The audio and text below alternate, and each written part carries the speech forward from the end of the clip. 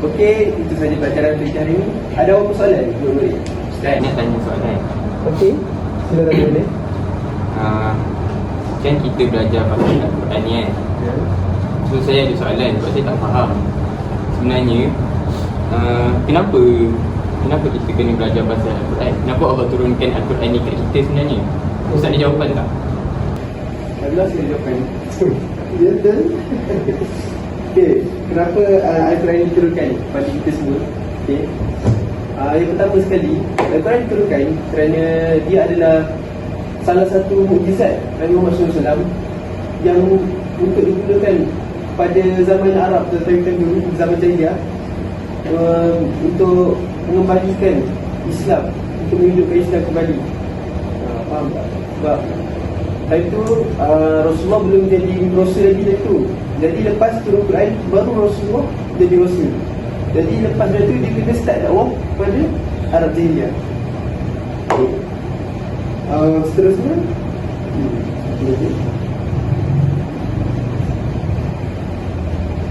lepas tu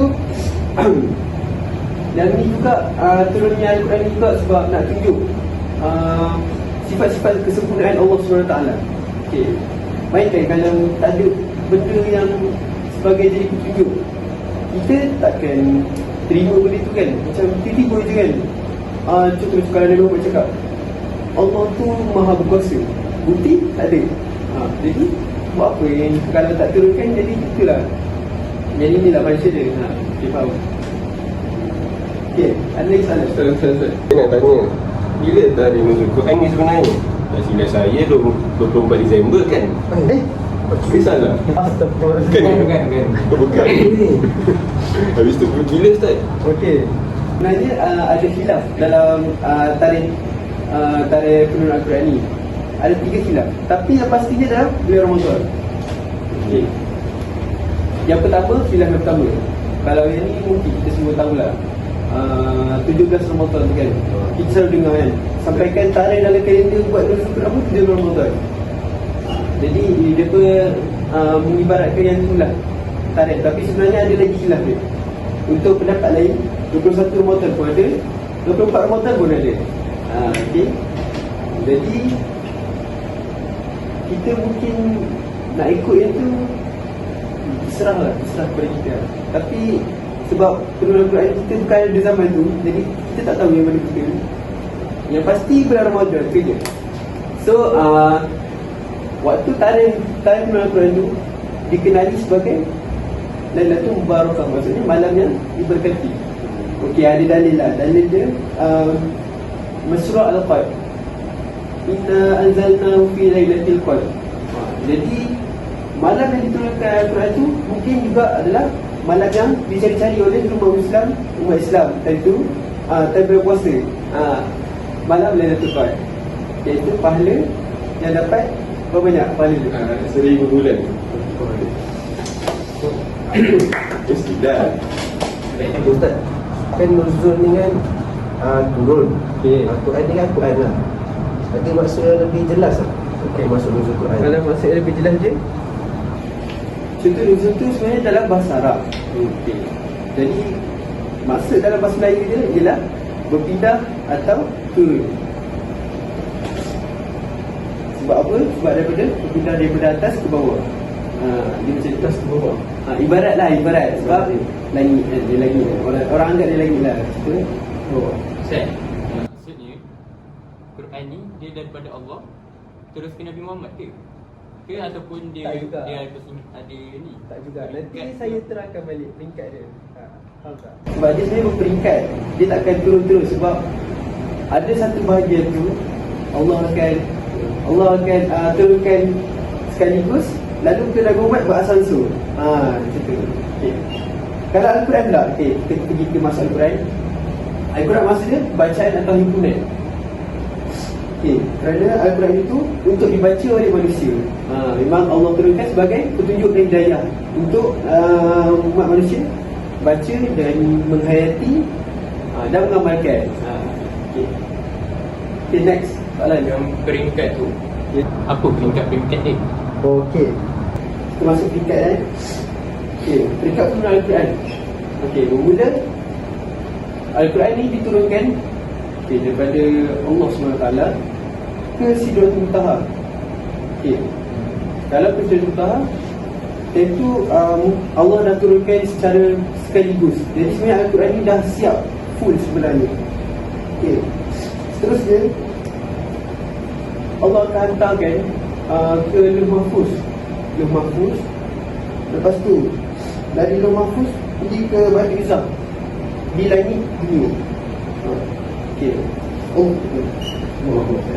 Langit dunia, bila dah sampai ke langit dunia, Allah akan suruh Jibril AS menurunkan kepada Nabi Muhammad SAW, tapi secara berperingkat-peringkat. Dia tak akan turunkan secara terus. Ada dalil dia. Badannya dia Inna azana Bila nanti barakah Inna azana muzim. Pada malam yang berkat, sebenarnya Allah telah menurunkan Al-Quran pada malam yang berkat, dan sebenarnya kita sebut peringatan dan amaran. Sebab Allah akan bagi sikit-sikit tu, sebab tak semua macam mana peristiwa tu kan, takkanlah Allah terus sekaligus. Tiba-tiba kalau jadi benda ni jadi macam benda buruk kan, kena cari sesuatu, kan susah kan. Jadi Allah terus sikit mengikut peristiwa. Kisah seterusnya. Ustaz, saya rasa keliru lah. Apa sebenarnya ayat pertama dan ayat terakhir Al-Quran ni? Sebab semalam kami ada bincang tentang benda ni, dan Atik ada cakap kat saya surah Al-Fatihah tu ayat pertama Al-Quran. Tapi saya kurang Salah. saya rasa salah. Aku percaya tu Ustaz. Sebenarnya salah ke? Salah. Ya, salah. Sebab ingat peristiwa zaman Nabi Muhammad SAW waktu di Gua Hira. Tentu Nabi Muhammad SAW dapat wahyu dari Jibril. Surah pertama yang diturunkan itu adalah surah Al-Alaq. Ayat pertama hingga kelima. Terus dia kami. Dia keluar kat Quran. Tapi dah dulu kena alat dulu. Dia sebenarnya Al-Quran tu, kitab Al-Quran tu, dia jadi susunan tu berdasarkan zaman Usman bin Affan, Khalifah Usman bin Affan. Dia susun balik Al-Quran, tapi bukannya asalnya ayat tu ayat pertama dia turunkan. Itu hanya susunan yang baru dibuat agar mudah seragam. Kalau ayat terakhir tu, ayat terakhir ni ada khilaf. Banyak juga khilaf dia. Sebab ayat terakhir tak pasti. Sebab kan dah panjang zaman. Jadi dia terjadi, ada nasab masuk, jadi ada yang ayat dah kena buang, ayat kena potong kan. Jadi mungkin ada yang berpendapat mungkin surah Al-Baqarah ayat 278 hingga ayat 221. Mungkin itu ayat terakhir. Ini panjang Ustaz. Ya betul. Okay. Next lagi salah. Al-Quran ni kan turun sikit-sikit kan dekat nanti kan. Tapi macam mana cara dia turun? Dia bagi macam mana takkan Al-Quran tu jatuh, maksud tak Nabi tangkap? Astagfirullahaladzim. Bukan macam tu. Kenapa tim mana kau dengar? Tak tahu. Semalam borak dengan Wanek. Kau ni cakap begitu? Tangkap. Tak, sebab dia kata turun. Saya rasa tangkap lah. Faham. Aku korang berdua ni. Astagfirullah. Wah kau. Okay, dia macam ni. Ada macam-macam cara yang Allah cuba untuk mewahyukan kepada manusia. Salah satunya adalah dengan berisi mimpi. Okey, Nabi Muhammad SAW akan bermimpi macam malaikat Jibril datang dalam mimpi dia membacakan satu ayat. Jadi apabila Nabi bangun dari tidur, dia akan menceritakan pasal mimpi dia pada sahabat-sahabat. Seterusnya, malaikat mungkin akan menampakkan diri dia. Dia akan dalam bentuk fizikal, dalam bentuk manusia. Malaikat kan cahaya asalnya kan, tapi malaikat itu pun boleh berubah rupa. Tapi jangan samakan dengan syaitan tak. Itu lain. Okey, yang seterusnya, wahyu datang paling seperti gemercing dan lonceng. Yang ni cara ini adalah cara yang berat daripada yang berat pada Rasulullah lah. Dia macam kadang-kadang kening Nabi SAW ada peluk macam kenapa ada peluk macam wahyu tu macam musim turun dia tu macam angin macam angin sejuk lah. Kejut lah, dia macam sakit. Dia terkejut, betul macam terkejut. Lepas tu mungkin ada sekali tu Rasulullah kena naik unta, sampai ke wahyu tu turun, unta tu jatuh. Sampai ke dia jatuh. Okey, lepas tu yang terakhir time dia duduk. Ada sekali tu sahabat Rasulullah SAW tapi ingat betul ni? Betul. Yang dia duduk atas Rasulullah SAW, jadi wahyu turun. Time tu Pak Ali baru tu rasa benda tu macam berat, rasa berat nak jatuh ke bawah. Tapi memang berat betul lah wahyu tu. Maknanya Allah nak tunjuk lah yang sebenarnya wahyu ni bukannya boleh dipertanggungjawabkan oleh seseorang yang orang biasa. Orang biasa. Betul. Allah tunjuk betapa berat ni wahyu ni. Memang susah lah nak tanggung. Memang Rasulullah SAW time tu adalah memang orang yang paling kamilah lah. Jadi kita kena sayangi Rasulullah SAW kerana pengorbanan ni. Okay, next. Ingatkan dia turun tu dia tangkap. Sekarang saya tahu lah. Okay. Alhamdulillah. Macam tadi kan Ustaz kata Quran ni dia turun secara berperingkat, kan? Kenapa tak turun je terus sekali kan macam lagi senang kan? Kenapa nak kena banyak kali turun? Macam lambat tak proses tu? Betul juga Ustaz. Sebenarnya macam orang kata biar lambat asas sama. Dia lambat asas sama. Tak adalah. Dia sebab okay, bayangkan kalau terus sekaligus sahabat Allah dan Muhammad SAW nak terangkan kepada sahabat semua tu sekali. Bayangkan, susah tak? Macam kita belajar fizik, kita belajar satu buku tu dalam sehari. Sebab dah terus sekaligus. Faham tak? Faham. Okay. Jadi Allah SWT Allah Subhanahu Wa Taala astagfirullahalazim. Allah SWT turunkan Al-Quran tu secara bahasa langsung untuk memudahkan pemahaman kepada sahabat dan pelaksanaan hukum pun mudah dijalankan. Faham tak? Sebab jadi sebab hukum akam dia akan berubah-ubah ikut masa. Jadi macam itulah sebab Allah turunkan sikit-sikit. Dan Nabi Muhammad SAW pun mudah nak terangkan untuk sahabat. Selain itu boleh memudahkan penghafalan juga. Jadi sebab itulah wujudnya ramai hafiz tu. Sebab Al-Quran pun diturunkan sikit-sikit. Jadi ayat hafal sikit-sikit. Jadi dia macam mudah ingat.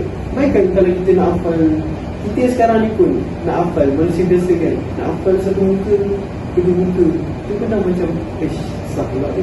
Dalam sana bukan senang tu, ambil masa berapa jam tak. Lepas tu bila dah mudah hafal, jadi mudah ingat.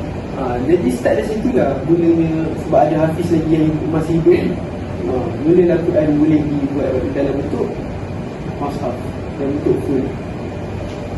Okay, yang terakhir macam dah cakap tadi, peristiwa lah, mengikut peristiwa. Dia nak turun ikut peristiwa. Ustaz, saya rasakan saya keliru. Apa sebenarnya fungsi Al-Quran ni sebenarnya? Adakah ianya sekadar untuk platform untuk dapatkan pahala saja? Bukan. Ustaz Al-Quran juga sebagai macam kita dah terang awal tadi kan, kenapa Al-Quran tu turunkan. Sebenarnya itulah fungsi dia sama juga dengan Al-Quran je masa dia. Dan fungsi dia sebagai mujizat. Itu yang pasti. Lepas tu bila dah jadi mujizat, itulah bukti kenabian. Lepas tu fungsi dia juga time zaman Rasulullah untuk berdakwah lah. Sebab Rasulullah kan kalau tak ada mujizat macam guna kan. Dan tu pun ada cabaran besar dia tu. Cabaran besar zaman Arab Jahiliah, bukan Jahiliah je, Yahudi ada lagi, Nasrani tu lagi. Jadi macam jadi Rasulullah memerlukan bantuan. Sebab Rasulullah pun manusia biasa. Terusnya ada 3 tingkat kalau dalam ni. Apa yang saya faham lah dan saya belajar hari ni. Ada terdapat 3 tingkat yang secara prinsipnya telah mengukuhkan cabaran kepada bangsa Arab. Bila Al-Quran yang dia macam menunjukkan cabaran. Maka dia pun punya iman terhadap dia punya agama dia tu goyah. Contohlah. Okay, yang pertama, mencabar mereka dengan keseluruhan Al-Quran dalam usul umum yang meliputi orang Arab sendiri dan orang lain, manusia malah jin. Maknanya ayat Al-Quran tu macam semua sekali terangkum, menyebabkan mereka perlu berfikir balik bukan je manusia je, tapi jin tu ada kan jin yang kafir kan, ada jin kafir Islam. Rasulullah pernah berdakwah juga kepada jin. Rasulullah pernah berdakwah juga kepada jin. Sebab jin pun macam kita juga, sama je. Dia pun boleh nak patuh pada Allah atau ingkar kepada Allah. Okay. Dah tak ada apa soalan? Ada soalan? Ada saya. Okay. Faham. Alhamdulillah. Okay, itu saja untuk hari ini. Sekian, terima kasih.